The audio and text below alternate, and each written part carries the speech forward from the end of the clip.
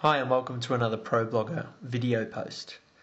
One of the questions that I get asked quite a bit is how do I continue to come up with new and fresh ideas for my blogs?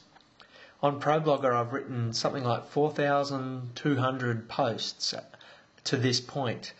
That's a lot of posts, it's a lot of ideas, it's a lot of hours of writing. And one of the questions that new readers to that blog ask me constantly is how did I come up with so many different ideas and so many posts?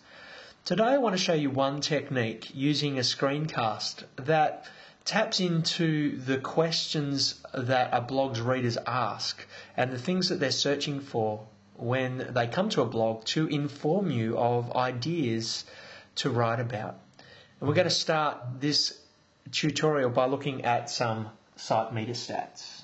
And what we're looking at here is SiteMeter, the SiteMeter stats for Digital Photography School, one of my blogs. And particularly what I'm looking at here is this referrals area.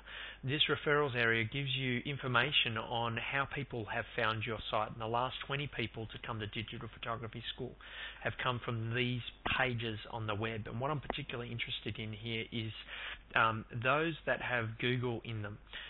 These Google pages, and I'm just clicking a few here to open them in Firefox, these Google pages will tell you what search terms people have used to arrive at your blog.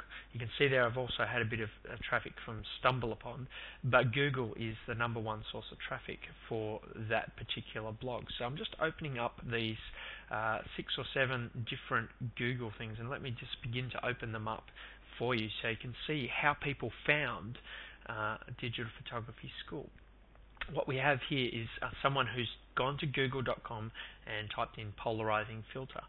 Now we don't come up in the top few terms for polarizing filter. We actually come up just one down there. I guess that's 6th.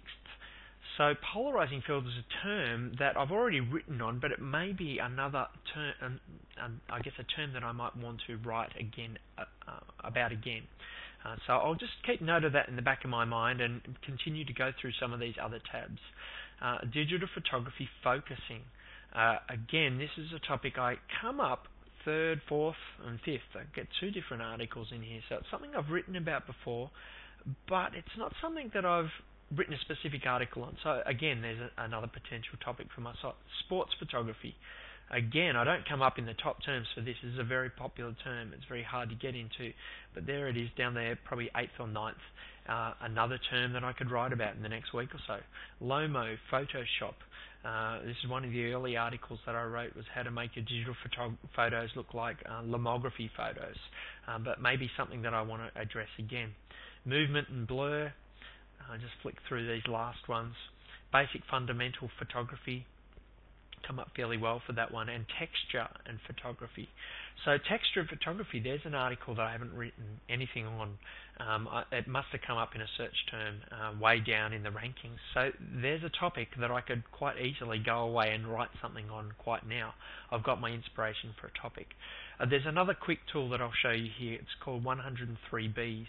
And 103Bs shows you a variety of information about the search engine traffic coming to your site, but particularly what I find interesting is these latest questions, question queries.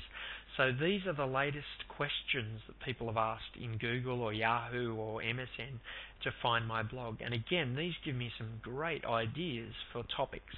How to make a photographer's light box, how to photograph people, how to take good, I think that should be product shots.